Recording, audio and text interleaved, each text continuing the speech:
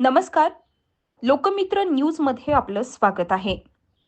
बातमी आहे पाटोदा तालुक्यातील पारगाव घू ग्रामपंचायतीने मनरेगा म्हणजेच महात्मा गांधी राष्ट्रीय ग्रामीण रोजगार हमी योजना या अंतर्गत काही कामे दाखवून त्याचं बिल उचललं होतं.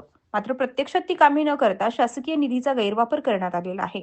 यासाठी पाटोदा पंचायत समिती समोर उपोषणकर्ते शिवराम यशवंत गांगुर्डे, भरत नरसिंग काळे, सुनील काळे हे नागरिक दिनांक 18 गुरुवार रोजी उपोषणाला बसलेले आहेत.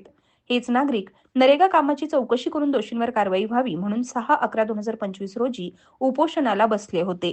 परंतु त्या दिवशी पाटोदा पंचायत समितीचे गटविकास अधिकारी सानप यांनी 15 दिवसात योग्य ती चौकशी करून कारवाई करू असं आश्वासन देऊन उपोषण सोडवलं होतं.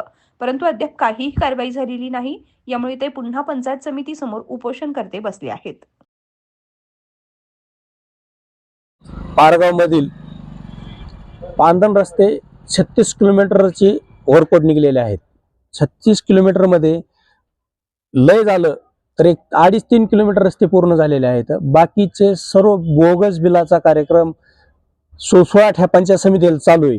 आणि ह्या पंचायत समितीचे जे अधिकारी आहेत ह्यांच्या अंगाने कापड नाही, पण समजे सोन्याचे आणि नोटाचे कापड ह्यांच्या अंगावरती आहेत. इतके पंचायत समितीचे अधिकारी भ्रष्ट आहेत. आणि त्यांचं आज मी सकाळ धरणं इथं उपोषणस्थळी बसलेला असताना बीडीओ साहेबाचं काम होतं इथं येऊन भेट देऊन जाणं, पण बीडीओ साहेब स्वतः न इकडे बघता किंवा न चर्चा करता निघून गेलेले आहेत. तरी पण आम्ही ही उपोषण जोपर्यंत ह्या कामाचा फडशा पडत नाही तोपर्यंत ही उपोषण आम्ही सोडत नाहीत. आणि ह्याच्या माग जर पारगाव मधील परेशानी आमच्या शेतकऱ्यांची इतकी होती की शेतात पावसाळ्यामध्ये कुणालाच जाता येत नाही, इतकी परेशानी आमच्या पारगावच्या शिवारात आहे.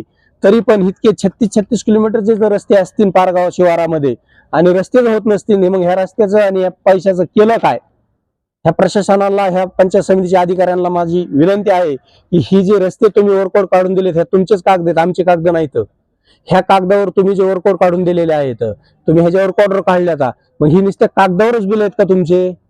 शेतकऱ्यांनी जायचं यायचं कुठून? का तुम्ही शेतकऱ्यांना हेलिकॉप्टर विमान घेऊन देणार ते एक एक?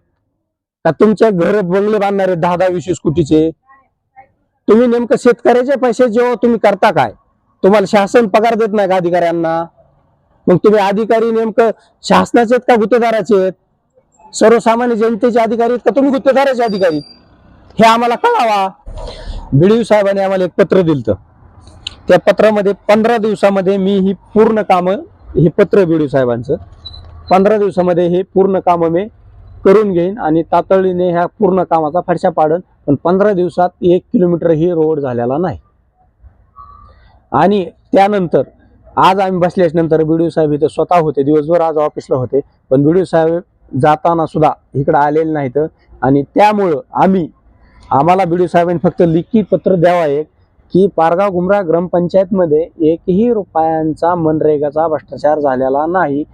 त्यानंतर आम्ही उद्या सकाळी 10 वाजता बीडीओ साहेबांचा सत्कार करून उपोषण सोडू.